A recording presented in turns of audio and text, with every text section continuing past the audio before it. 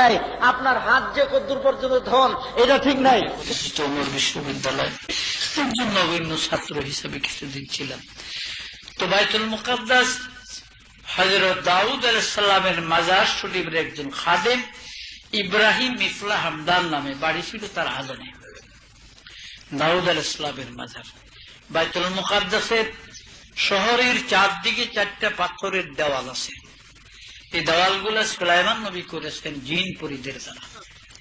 বিরাট বিরাট দেওয়াল, প্রত্যেকটা দেওয়ালের পাশ 7.5 থেকে 8.5 হাতের মতো প্রত্যেকটা দেওয়ালের পাশ। তবে উঁচা নিচা আছে, সবচেয়ে বেশি উঁচা হলো পশ্চিম দিকের দেওয়ালটা।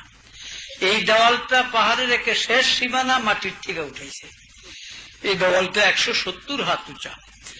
আর এই দেওয়ালের পশ্চিম পাশে ইহুদিদের বর্তমান হাইফা বন্দর যেটা বলা হয়, আগে কারিয়াতুল হাইফা একটা ছোট্ট গ্রাম ছিল তাদের, ইহুদিদের বসতি এলাকা। এখন হাইফা একটা বিরাট বন্দর। হযরত সুলাইমান নবী এই পশ্চিম দিকের দেওয়ালটা তিনি জিন পরীদের দ্বারা নির্মাণ করেছেন। দেওয়ালগুলা সম্পূর্ণ করেছেন তিনি।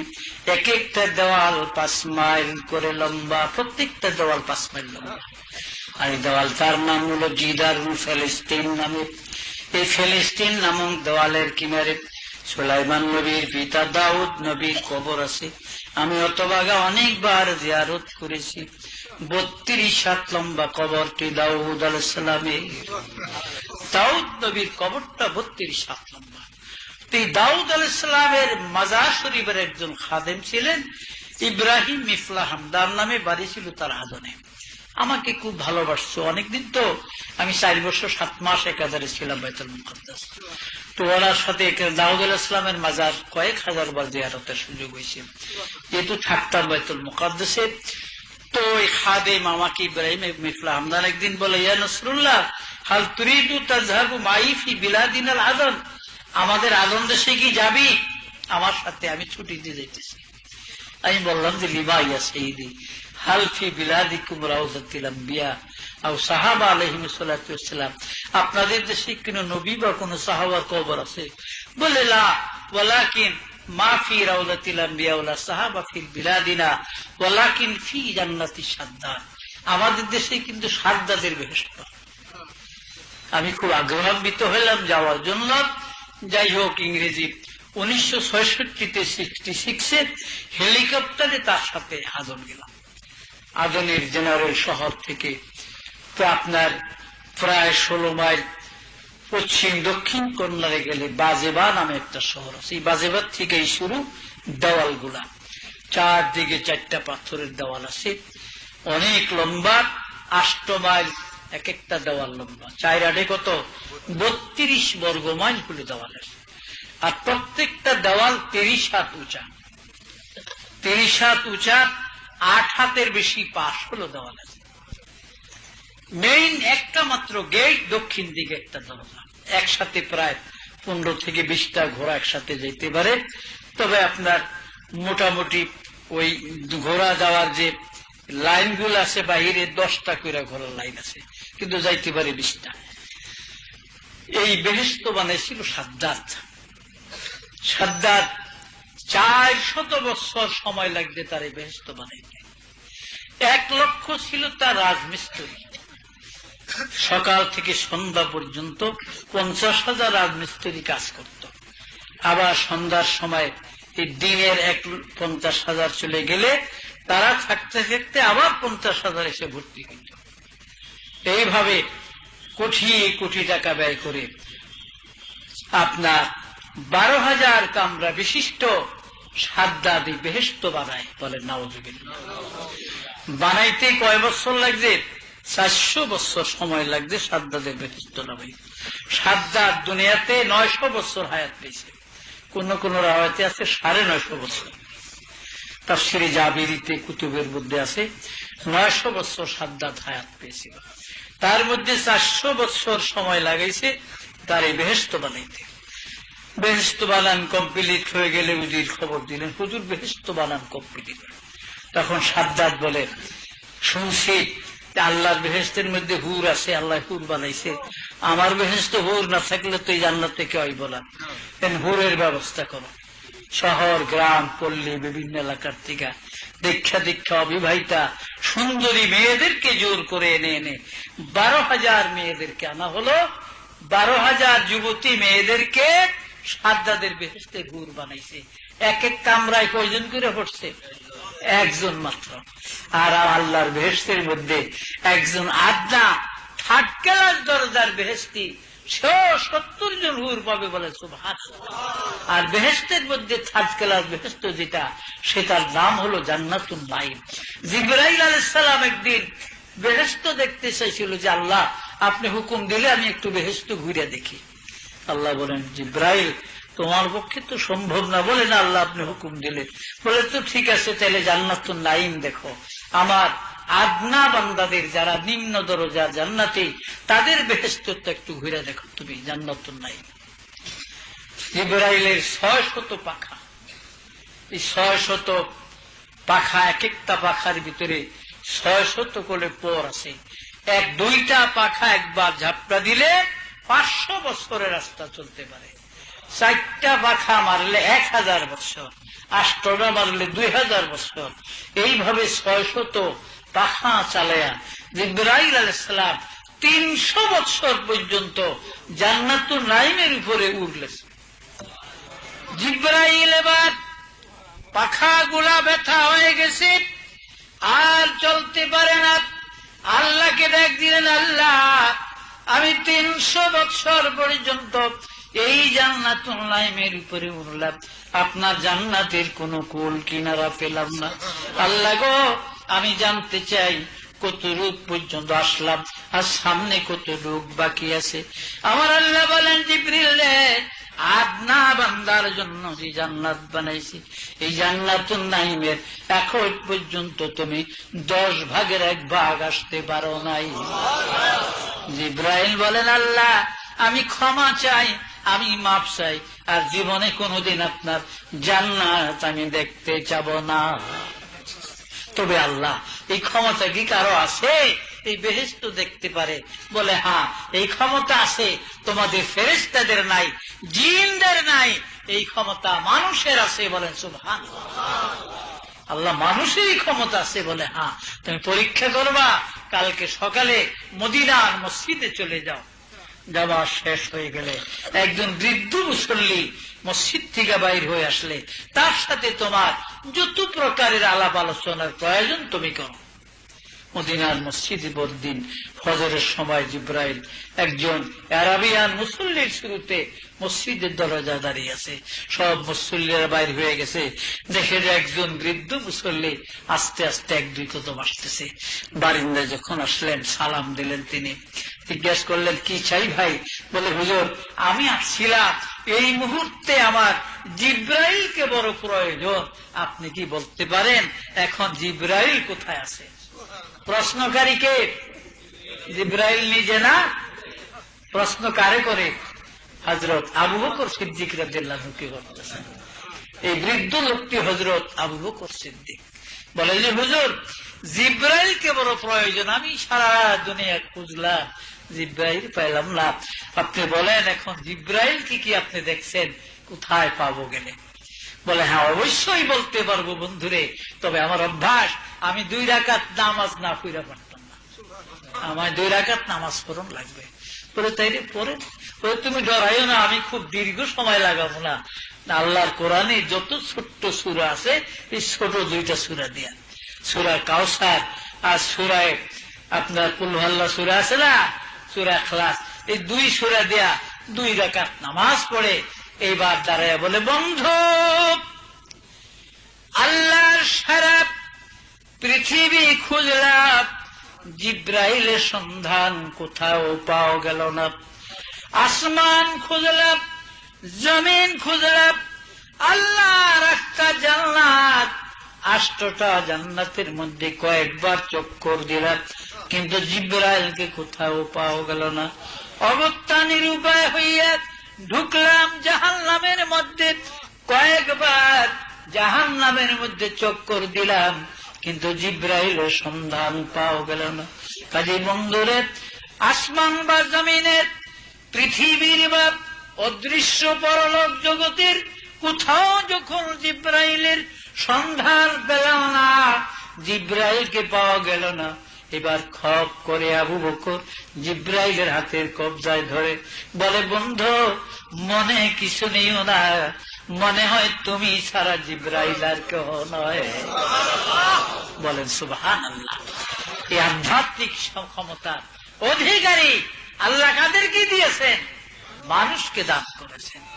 বিলকিস সিংহাসন বাইতুল মুকাদ্দাস থেকে ৭,০০০ মাইল দূর মুলকে সাবার থেকে বিলকিস সিংহাসনে, বিলকিস তার আসতেছে, উড়িয়া পরীর মেয়ে তো উড়িয়ে আসতেছে। এই সময় সুলাইমান নবী রাজদরবারে বলেন, বিলকিসের যে সিংহাসনটা, যে পালংটা সে ঘুমায়, তার সেই ঘুমানোর পালংটা কে পারবা তাড়াতাড়ি আইনে দিতা? এফরিত নামে একটা দাও, একটা জিন জাত, তারা বলে, হুজুর আমি পারবো কত তাড়াতাড়ি? বলে, আপনি এই বসার থেকে দাঁড়াইতে যত সময় তার আগে আইনে দিতে পারবেন। সুলাইমান নবী কাশিম, বিলকিস খুব তাড়াতাড়ি এসে গেছে, আরো তাড়াতাড়ি কেউ পারবা কিনা বলো? এবার শিরা ভাড়া ময়লা কাপড় পরিহিত একজন মানুষ দাঁড়াইলেন। তিনি বলে, হুজুর আমি এফরিতের চেয়ে আরো আগে পারবো। বলে, কত আগে? আপনি চক্ষু বন্ধ করিয়া খুলতে যত সময় লাগে তার আগে আমি বিলকিসের সিংহাসন এনে দিব। তাইলে বলেন, জিন ফেরেশতা আছে, মানুষের ক্ষমতা বেশি, কিন্তু মানুষ ক্ষমতা হারায় কখন? যখন আল্লাহর ভয় মানুষের থেকে চলে যায়। নবীর প্রেম যখন মানুষের মধ্যে থাকে না, তখন সেই আধ্যাত্মিক ক্ষমতা মানুষের থাকে না। যে আল্লাহর ভয় যখন হৃদয়ে থাকে, রাসূলের প্রেম প্রীতি যখন অন্তরে আসে, তখনই মানুষের ভিতরে আধ্যাত্মিক জগতের সমস্ত শক্তি আল্লাহ দান করে। বলে সুবহানাল্লাহ।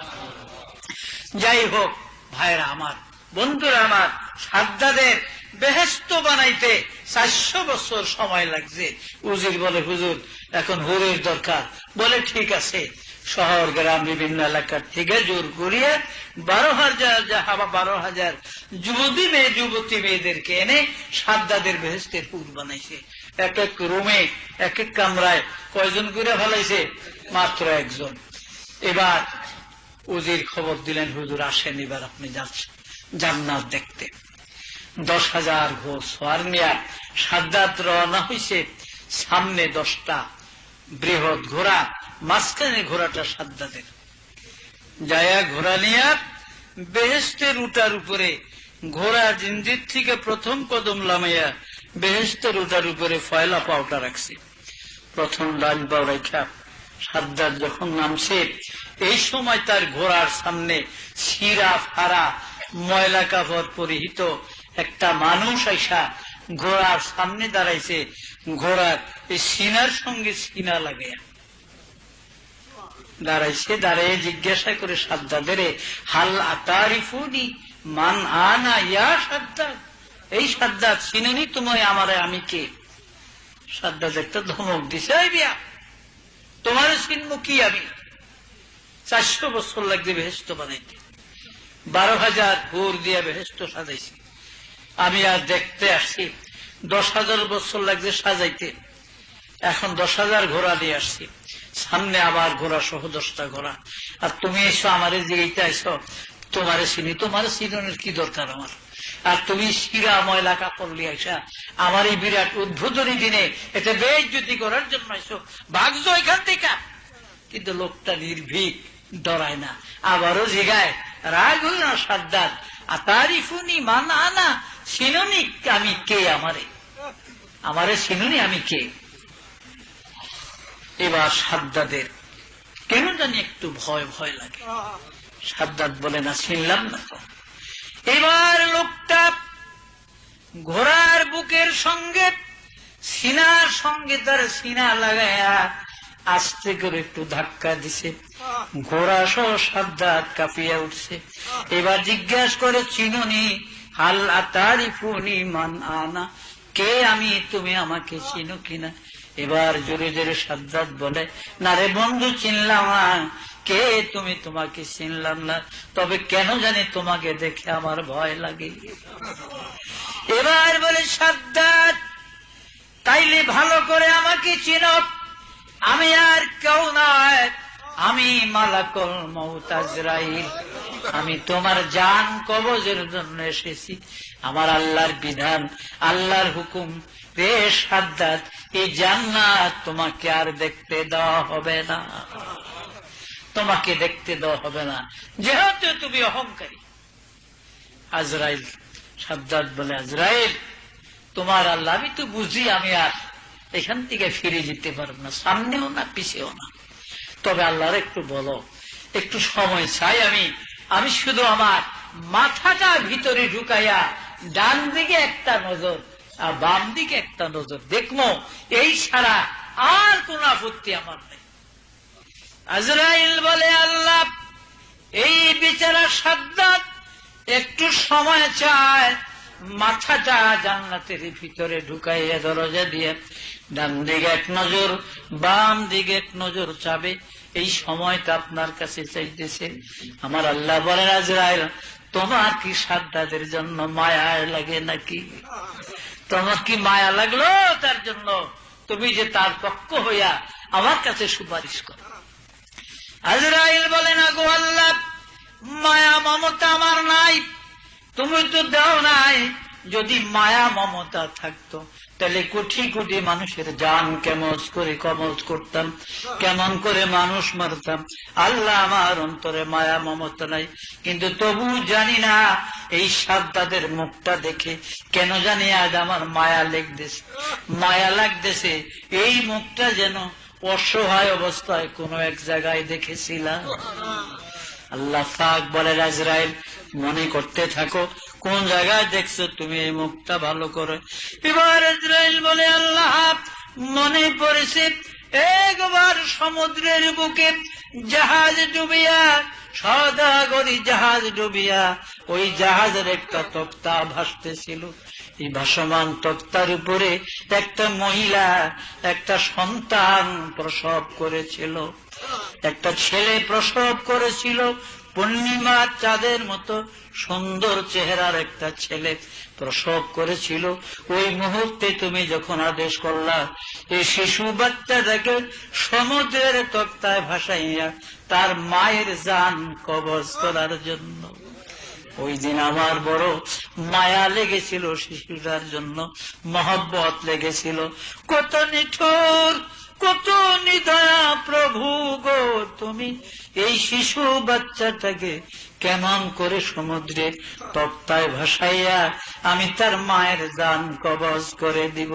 আল্লাহ বলে, আজরাইল এখানে মায়া মমতার কারবার নাই, আমি তো তোমাকে কঠিন হৃদয় দিয়ে দিছি।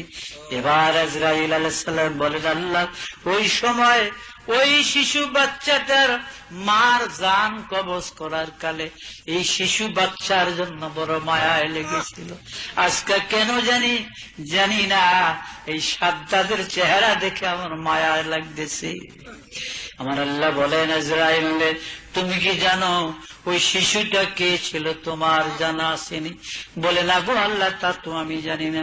আমার আল্লাহ বলেন, এরে আজরাইল ওই শিশু আর কেউ ছিল না রে আজরাইল, ওই শিশু সন্তান ছিল রে এই বেঈমান সাদ্দাত। এই বেঈমান সাদ্দাত সেই শিশু ছিল, আমি তারে আদনের এই সূর্য আপনার সেই সমুদ্রের থেকে বাঁচাইয়া আমি তক্তাটা ভাসাইয়া আদনের জঙ্গলের কিনারে নিয়ে দিলেন।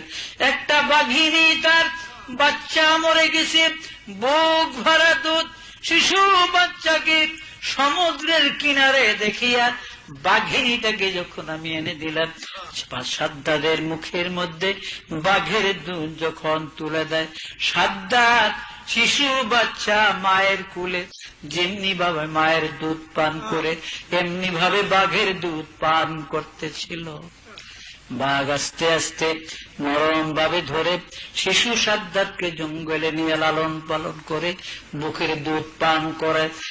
একদিন 2 দিন আমি 13 মাস পর্যন্ত এই বেঈমান সাদ্দাতের আমি বাঘের দুধ খাওয়াইয়া লালন পালন করেছিলাম। আজকে সেই বেঈমান আমার সঙ্গে নাফরমানি করে, আমার সঙ্গে সেরকাশি করে, নিজের পার্সোনাল জান্নাত বানাইছে। কাজী আজরাইল এই জান্নাত আমি তারে দেখতে দিব না। এবার আজরাইল আলাইহিস সালাম গর্জন করে হুঙ্কার মেরে বলে, ওরে বেঈমান সাদ্দাত, এইবার তোর পরিচয় পেয়েছি রে বেঈমান।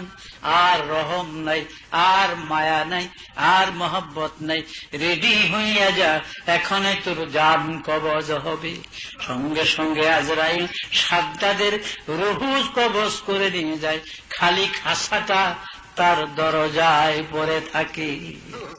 কাজী ভাইরা আমার, তাই মানুষ বলে না, আমার সাধ না মিটিল, আশা না ফুরিল, সকলই ফুরায় যায় মা। মার কাছে কয় কোন আশা পূরণ হয় না, কোন সাধ ফুরাউদ্দিল্লাহ। আশা পূরণ করার মালিক কে? আল্লাহ। সাধ পূরণ করার মালিক কে? আল্লাহ। যদি পূরণ না হয় তাহলে মোমেনরা বিশ্বাস করবে আল্লাহর যা ইচ্ছা হয়েছে তাই হয়েছে। মোমেনের আশা যদি দুনিয়ায় পূরণ না হয়, তাদের আশা আখিরাতে পূরণ হবে। বলেন সুবহানাল্লাহ। মোমেনদের আশা কোনদিন পূরণ ছাড়া থাকবে না। দুনিয়াতে বাকি থাকলে বাকিটা কোথায় পূরণ হবে? আখিরাতে, পরকালে আল্লাহর দরবারে পূরণ হবে। লা ইলাহা ইল্লাল্লাহ।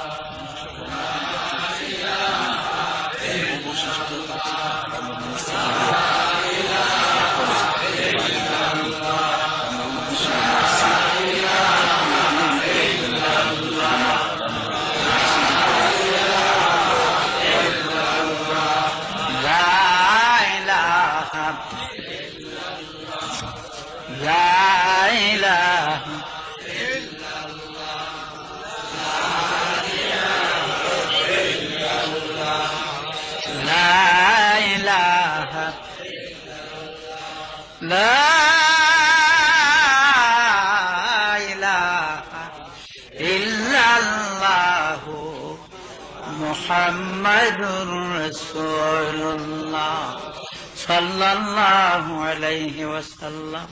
হযরত সাইয়েদনা ইব্রাহিম আলাইহিস সালামের জীবনে আপনারা শুনেছেন। ইব্রাহিম আলাইহিস সালাম বিরাট কাহিনী তার।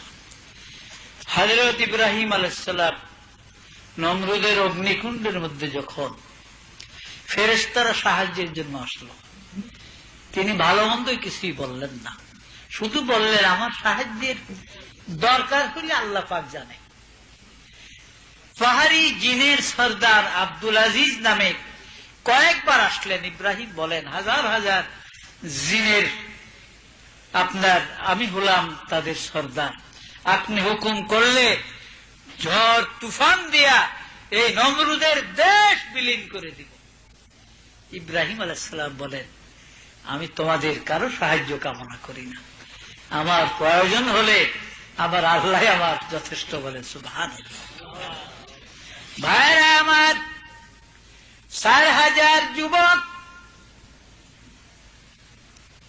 4000 যুবক ইব্রাহিম আলাইহিস সালামকে উঠাইবার জন্য মিনজিকের মধ্যে ফলাইবার জন্য চেষ্টা করতেছে। মিনজিকের মাধ্যমে, মিনজিক বলা হয় আরবিতে চরক গাছকে, আমরা বর্তমানে যাকে কেরেন বলি। কেরেনে দেখেন না মাল কই থেকে কই নিয়ে ফেলায়। এই চরক গাছের সঙ্গে ইব্রাহিম নবীর বাইন্দা 4000 যুবকে চরক টানতেছে, গাছ উঠে না। ইবলিস শয়তান, আপনারা একটু বসেন, অপেক্ষা করে অল্প সময় ইনশাআল্লাহ শেষ করে দিতেছি।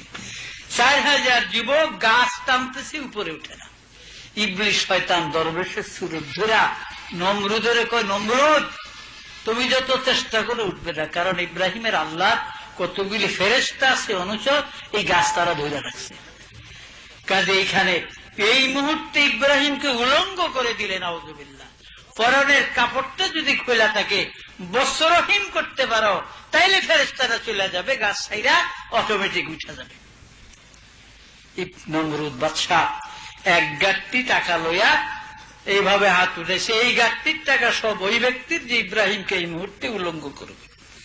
ইব্রাহিম নবীর পিতা আজর দাঁড়াইলেন, হুজুর ছেলেরে ধৈর্য আইনা দিছি আমি, ফোলা আমার, আবার পুরস্কার অন্য মানুষে নিব গা শেষ মুহূর্তে, এই পুরস্কার আমি নিব, আমি তার পরনের কাপড় খুলে দিব। বলেন না হুনার বিন মত अगर दारी न गौहार हुनर बिन मत अगर दारी न गौहार गुलेज खारस के इब्राहिम अज़र गुलेज खारस के इब्राहिम अज़र कौम लूत अहलियारा काफिरा कौम लूत अहलियारा काफिरा ফেরাউনে আহলিয়ারা তাহেরা।